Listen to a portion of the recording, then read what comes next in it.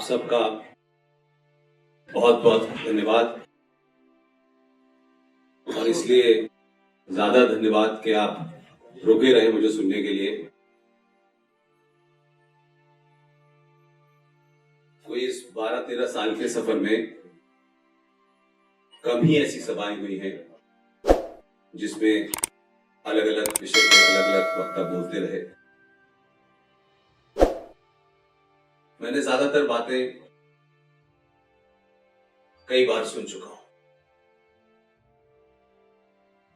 लेकिन राजीव मिश्रा जी ने कुछ बातें वो कही हैं जो मैं अलग शब्दों में अलग अंदाज में देश भर में कहता। हिंदू समाज संगठित हो, हम कैसे मिले, हमें क्या करना है, ये तमाम सवाल जो है वो बहुत पीछे छूट गए हैं। आपके पास इतना समय नहीं है कि हम कैसे संगठित हों ये हम सोचें जब शत्रु आपके दरवाजे पे तलवार लेके खड़ा है। सबसे बड़ी चीज और सबसे आसान चीज जो मैं समझता हूं कि सनातनी हिंदू झूठ बोलना बंद करें। हमने इतना झूठ बोला है, इतना झूठ सुना है कि हमको झूठी बातें ही अच्छी लगने लगी हैं। और सच बोलने में हमको लगता है पता नहीं कोई नाराज हो जाएगा, किसी से संबंध थोड़ा टूट जाएंगे, समाज में लोग मुझे थोड़ा सा एग्रेसिव बोलेंगे, इसलिए हमने कुछ बातें अपने आप गढ़ ली हैं। और उसमें सबसे बड़ा दुनिया का झूठ है, और ये सनातनी हिंदुओं ने खूब बोला, फिर राजनीतिक दलों ने बोला, फिर बड़े बड़े संगठन बोल रहे हैं आजकल। और ये झूठ है कि सारे धर्म बराबर हैं। साहित्य के लोग भी बैठे होंगे, इतिहास के लोग भी यहां बैठे होंगे। सनातन हिंदू सभ्यता में, संस्कारों में, हमारे साहित्य में धर्म का अर्थ पूजा पाठ नहीं होता। धर्म रिलीजन का पर्यायवाची नहीं है। धर्म हमारे यहां कर्तव्य को कहते हैं, ड्यूटी को कहते हैं। एक पिता का धर्म, एक मां का धर्म, एक बेटे का धर्म, एक राजा का धर्म। लेकिन जब हम ये कहते हैं कि सारे धर्म बराबर हैं, तो धर्म तो सिर्फ एक ही है, वो है सनातन। बाकी सब मजहब है, पंथ है। और अलग अलग समय पे अलग अलग पंथ पैदा हुए। कोई 1400 साल पहले हुआ, कोई 2000 साल से लटका हुआ है, मम्मी का पता नहीं है। फिर एक इस्लामिक रूलर का भी एक मजहब चला, दीन इलाही, वो समय के साथ समाप्त हो गया। हर मजहब का कोई ना कोई रहनुमा है, उसका प्रॉफिट है, किसी का ईसा मसीह है। मजहब के आने की भी डेट है, रहनुमा के पैदा होने की भी डेट है, उसके जाने की भी डेट है। सनातन की न कोई डेट है, न कोई किताब है, न कोई रहनुमा। और सनातन कब पैदा हुआ है ये दुनिया में कोई बता नहीं सकता। ये साइंस भी कहती है, ये प्रकृति का भी नियम है कि जो पैदा हुआ है उसको एक ना एक दिन मरना है। जो लोग छोटी छोटी बातों पर, राजनीतिक लोगों के लिए तो चलो ठीक है कि उनकी दाल रोटी का मामला है, लेकिन समाज जब इन बातों पे चर्चा करने लगे और जरूरत से ज्यादा उसको तवज्जो दे, तब कभी कभी एक सामूहिक तौर पे लगता है कि समाज अपनी मूर्खता का प्रदर्शन कर रहा है। किसी ने साउथ इंडिया में कह दिया कि सनातन डेंगू है, सनातन को खत्म कर देंगे। आधा देश सनातन बताने पे लगा और खूब बहस करी हम लोगों ने। इसी तरीके से एक और बड़ा झूठ है, मंदिर मस्जिद सब बराबर है, सब भगवान का घर है। ये झूठ इसलिए है, और ये बोलने की हमारी आदत इसलिए है कि हमको एक बड़ी बीमारी है। मंच पे खड़े हो, पब्लिक प्लेस पे खड़े हो, माइक मिल जाए, तो हमारी कोशिश ये होती है कि जितने भी लोग बैठे हैं सब मेरी बात से खुश हो, सब मुझे अच्छा कहें, बहुत महान विचारक है ये। और ये जो शत्रु के से अपने अनुमोदन कराने की बीमारी है, ये सिर्फ सनातनियों में है। आप अपनी बात कहिए, सच पे कहिए, तथ्य पे कहिए, शत्रु सुने न सुने, दोस्त सुने न सुने, इससे कोई फर्क नहीं पड़ता है। तो ऐसे नैरेटिव हमने अपने ही समाज में चलाए हुए हैं। हम हर बात पे चर्चा कर सकते हैं। ये तो भला हो इस सरकार में दो लोगों को एक ऐसी जगह बिठाया जहां बड़े सारे डॉक्यूमेंट रखे हुए थे। एक प्रोफेसर कपिल कुमार और एक प्रोफेसर मक्खन लाल। अब मैं नहीं जानता कि सत्ता के शीर्ष में बैठने वालों को इनके बारे में पहले से अंदाजा होगा। इन दो लोगों को फूल वाले चचा का घर तीन मूर्ति में बैठा दिया, जिसके कारण वो तमाम सारी ओरिजिनल सोर्स, वो डॉक्यूमेंट जो अब तक किसी के हाथ नहीं लगे थे, वो अब लग रहे हैं। तो ऐसी चीजें कि कहीं इरफान हबीब ने लिख दिया, कहीं रोबिला थापर ने लिख दिया, तो पूरा समाज उन लिखे हुए लोग, 29 साल की उम्र में रोबिला थापर जो है भारत का इतिहास लिख रही है। और वो खुद अपनी किताब में लिखती है कि मैं इंग्लैंड गई थी भारत को समझने के लिए। अब ऐसे लोगों का हम इतिहास लिख रहे हैं और पढ़ रहे हैं, उस पर चर्चा कर रहे हैं। तो कम से कम जो प्रोफेसर मक्खन लाल, जो इत्तेफाक से अलीगढ़ मुस्लिम विश्वविद्यालय में थे, मेरा जन्म अलीगढ़ मुस्लिम विश्वविद्यालय का है, मैं उसी स्कूल से पढ़ के आया हूं जहां कुरान मजीद, नमाज, रोजा, ये सब हमारी जिंदगी का हिस्सा था, इसलिए तो कोई कंफ्यूजन नहीं है मुझे। प्रोफेसर कपिल कुमार मक्खन लाल जी ने एक क्रोनोलॉजी दी कि किस तरीके से 1857 के बाद कास्ट की सारी बातें कही। लेकिन उसमें एक पॉइंट ऐड मैंने कहा मक्खन लाल जी से, उन्होंने कहा वो आप कहिएगा कि 1857 में जो क्रांति हुई उससे अंग्रेज ने घबराकर बहुत सारे काम किए जिनका जिक्र प्रोफेसर मक्खन लाल ने किया, और उसकी आखिरी परिणति ये हुई कि इटावा नाम की एक जगह है, वहां एक कलेक्टर था जो अंग्रेजों के खुफिया विभाग पे काम करता था। उस आदमी ने इंडियन नेशनल कांग्रेस की नींव रखी और ये तलाशा गया कि कौन लोग हैं जो शाम के 5-6 बजे के बाद विशेष जल पीते हैं, किनको डांस करना है, किनको अंग्रेजी आती है, ऐसे लोगों का एक क्लब बनाया। तो इंडियन नेशनल कांग्रेस शुरू में क्लब थी लाइक माइंडेड लोगों की, और ये इसलिए बनाया गया ताकि अंग्रेजों और भारत के स्वतंत्रता सेनानियों के बीच में भी कोई सशस्त्र वाला मामला आएगा तो इंडियन नेशनल कांग्रेस बीच में निगोशिएट करेगी। 1885 में वो ह्यूम कांग्रेस को बनाता है। 5-5 अध्यक्ष अंग्रेज रहते हैं, और आज भी हम ये मानते हैं कि इंडियन नेशनल कांग्रेस भारत की आजादी के लिए बनी थी। और उसके बाद एक कहीं बता दिया गया, पता नहीं किसने बोला, कहां बोला, कैसे बोला, पूरी 70-75 साल निकल गए, कई लोग चले गए बेचारे। जिस राष्ट्र को, जिस देश को अपने जन्म लेने वाले दिन का भी नहीं पता, उसकी यही दुर्गति होती है। आज भी हम कहते हैं 15 अगस्त 1947 को भारत आजाद हुआ, आज भी कहते हैं भारत का स्वतंत्रता दिवस 15 अगस्त को है। दुनिया के किसी डॉक्यूमेंट में नहीं लिखा कि 15 अगस्त 1947 को भारत आजाद हुआ, किसी डॉक्यूमेंट में नहीं है, लेकिन ये चल रहा है। और हम वैसे भगवान के ऊपर सरस्वती की पूजा कैसे होनी चाहिए, कितने बजे पानी चढ़ा, इस पे इतनी बहस करते हैं, लेकिन अपने देश के जन्म की डेट भी करेक्ट नहीं है, उसको चल रहे हैं।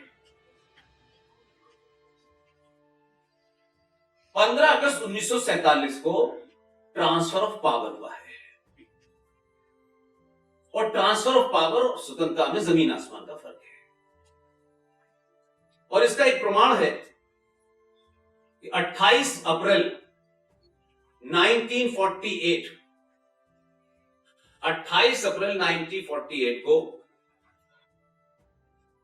जवाहरलाल नेहरू बकौल प्राइम मिनिस्टर क्लेमेंट एटली को चिट्ठी लिख रहे हैं और ये डॉक्यूमेंट क्लेमेंट एटली के कैबिनेट मीटिंग से निकला हुआ है। उस मीटिंग में लिख रहे हैं कि माउंटबेटन साहब का ट्रांसफर बर्मा हो गया है,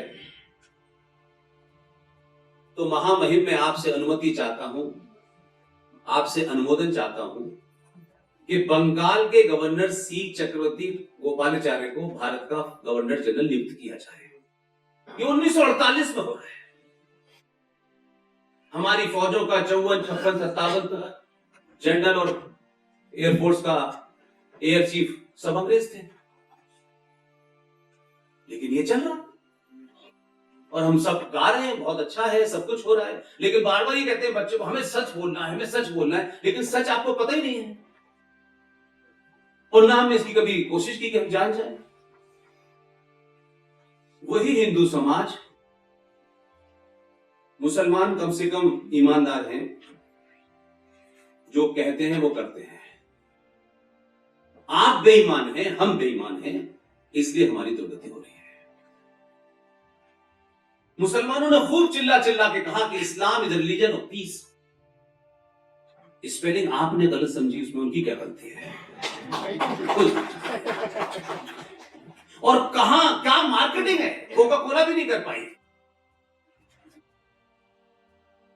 मोहम्मद साहब के दामाद यानी उनकी बेटी फातिमा के शौहर अली, तब तो ना आरएसएस थी, ना बीजेपी थी, ना रामलाल थे, ना श्यामलाल थे, ना तोफैल भाई थे, कोई था ही नहीं।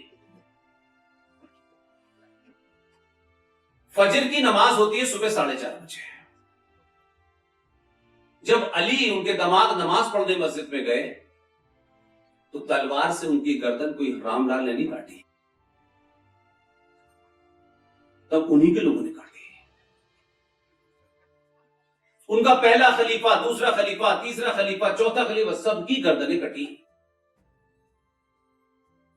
और अली के बच्चे फातिमा के बेटे हुसैन और हसन करबला के मैदान में जैसे बकरे को ज़िबा करते हुए आपने ईद पे देखा है, ऐसे कलमा पढ़ पढ़ के उनकी गर्दनें काटी।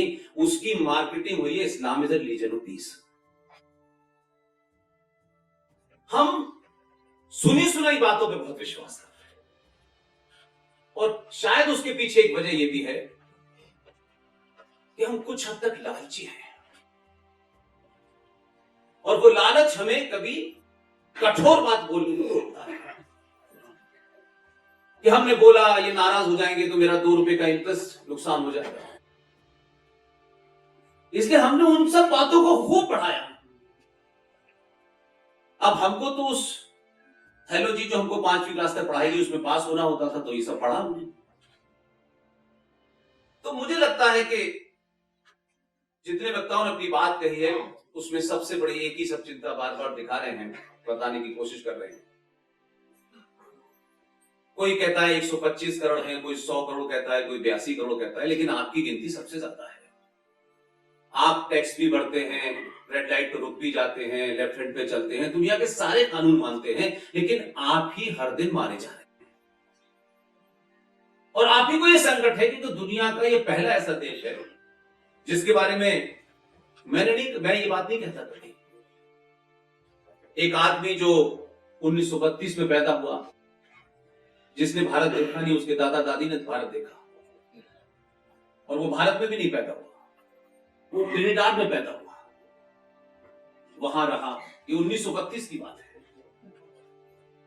तो ऐसा नहीं कि हमारे बीच में से लोगों ने कुछ लिख के नहीं गए, लेकिन हमें अब इतना इंफीरियरिटी कॉम्प्लेक्स है अपने ऊपर कि ना हम अपने बहादुर की तारीफ करते हैं और हमारे लिए कोई बहादुरी का काम करते तो उसकी तो बिल्कुल ही नहीं करते। 1932 में एक साहब ट्रिनिडाद में पैदा हुए, भारत आए, भारत की पूरी सिविलाइजेशन को उन्होंने समझा और उसके बाद उन्होंने किताब लिखी और उस किताब का उनको बुकर प्राइज भी मिला, उनको नोबेल प्राइज भी मिला। आज के बच्चे समझते हैं कि जब तक कोई बड़ा अवार्ड न मिला तब तक राइटर अच्छा नहीं होता। अब उन बच्चों को ही बताना पिता की जरूरत थी, माता की जिम्मेदारी थी कि उन्हें बताना चाहिए। इसलिए कोई क्या नाम है उसका, और रॉय है, कोई अरुंधति रॉय, कोई किताब लिख दी उसने, वो चर्चा का विषय है साहब, उसे मैग्सेसे अवार्ड मिला है। उस आदमी ने विजयनगर की सभ्यता के बारे में जो लिखा है वो आज तक दुनिया की किसी किताब में नहीं लिखा। और उसी में वह आदमी एक बात लिखता है कि भारत दुनिया का एकमात्र ऐसा देश है जो अपने लोगों के लिखे इतिहास को नहीं पढ़ता, बल्कि जिन्होंने इनको गुलाम बनाया है उनका लिखा इतिहास पढ़ता है। उस नोबेल प्राइज विनर राइटर का नाम है विद्याधर नायपॉल। उनकी किताब लिखी हुई है जिसे आप लोग वीएस नायपॉल के नाम से जानते हैं, और किताब का नाम है इंडिया ए वुंडेड सिविलाइजेशन। ऐसा नहीं है कि लोगों को था नहीं, लेकिन हमारी नजर जाती नहीं है, क्योंकि वो हमारे अंदर वो जिज्ञासा ही नहीं है। हमारा काम ये कोई दूसरा करे, हम तो सिर्फ दूध में यूरिया मिला के बेच रहे हैं। हमारा कोई इंस्टीट्यूट अपनी जगह पवित्रता से काम नहीं कर रहा, कोई इंस्टीट्यूट नहीं कर रहा। हम ढकोसला बहुत कर रहे हैं। 2 साधुओं की पालघर में हत्या हो गई। आप इस समाज के वैचारिक विमर्श को देखिए। साधुओं की हत्या हो गई, टेलीविजन पे आ गए, बड़े बड़े साधु टेलीविजन पे बैठे हुए हैं। अब उनके आगे पीछे कितने लंबे लंबे टाइटल है उसकी बात नहीं कर रहा। राजी भाई, हर टेलीविजन की डिबेट पे पालघर में जो साधु आते थे, चलिए पॉलिटिशियंस आते हैं समझ में आता है, साधु आके डिबेट में क्या कहते हैं कि देखिए अभी कोविड चल रहा है, कोविड के बाद हम इस मुद्दे पे मार्च निकालेंगे। ये हमारे विमर्श का हिस्सा है। हम दुनिया की मांगे रोज करते हैं सरकार से, और उसमें एक मुख्य मांग है कि भारत को हिंदू राष्ट्र बना दीजिए। 90 साल का आदमी भी भारत को हिंदू राष्ट्र बनाना चाहता है, और 20 साल का बच्चा भी चाहता है। लेकिन वो बेचारा 90 साल उसके गुजर गए, उसे अपने हिंदू होने का एहसास नहीं हुआ, और जो 20 साल का उसे पता नहीं है कि हिंदू होता क्या है। हम हर चीज सरकार से चाहते हैं, खुद नहीं करना चाहते। सरकार आज ये भी कर दे, सरकार आज वो भी कर दे, सरकार सब कुछ सरकार कर दे, सरकार बदल दे, लेकिन मैं ये कह रहा हूं जो बदला हुआ है उस पे आपका रद्द अमल क्या है। इसलिए हम एक कोई आइकॉन ढूंढते हैं, फिर उसके पीछे लग जाते हैं और सोचते हैं ये सब कुछ कर देगा, बस उसके बाद सिर्फ राम राज्य हो जाएगा। ये नहीं होगा। वो जिनकी बात आप इशारों इशारों में करते हैं, मैं अलीगढ़ यूनिवर्सिटी में पैदा हुआ हूं, उन चीजों को मैंने पास से देखा है। छोटे भाई का पजामा, बड़े भाई का कुर्ता, वो कभी गिनती पे बल नहीं देते कि हम 100 करोड़ होंगे, 300 लोग पार्लियामेंट में हमारे जीतेंगे, तब हम ये कानून बनवाएंगे। वो इस चक्कर में पड़ते ही नहीं है। वो अपने समाज की सामूहिक शक्ति का प्रदर्शन समय समय पे करते हैं, और वे जानते हैं कि ये जो 125 करोड़ लोग हैं, ये सेना है, ये पुलिस है। अभी भी हमारा ये भ्रम नहीं टूटा। सेना का एक मैंडेट होता है। सेना का ये मैंडेट नहीं होता कि वो बॉर्डर पे खड़ा रहे और 500 मीटर या 100 मीटर के अंदर कहीं रेप हो रहा है तो वो बंदूक नहीं चलाएगा, क्योंकि उसका वो मैंडेट ही नहीं है। और कश्मीर, क्योंकि 88 का मेरा कैरियर है, सब अपनी आंखों से देखा मैंने। अगर उस दौर में फौज की 4 गाड़ियां भी घूम जाती तो इतना बड़ा हिस्सा नहीं होता। लेकिन उस बेचारे की मजबूरी है, वो बंधा हुआ उस नियम से, इसलिए सब कुछ देख रहा था लेकिन गोली नहीं चला सकता। कश्मीर हो गया, हम यहां से इजराइल में क्या हो रहा है, यूक्रेन में क्या हो रहा है, फ्रांस में कौन सी लेटेस्ट फैशन आई है, इसकी बड़ी नॉलेज है। लेकिन मुर्दा कौमों की निशानी होती है कि जो अपने इतिहास को भी भूल जाते हैं और कल की घटना को भी भूल जाते हैं। ऐसे समाज कभी जिंदा नहीं रहते हैं, वो हर रोज मर मर के जीते हैं, और इस भरोसे जीते कोई आएगा तब हमें बचाएगा। इसलिए सच को सच बोलिए, बेधड़ल्ले से बोलिए, और अगर अब नहीं बोले तो आने वाली नस्लें आपको माफ नहीं करेंगी। बहुत बहुत धन्यवाद। Thank you.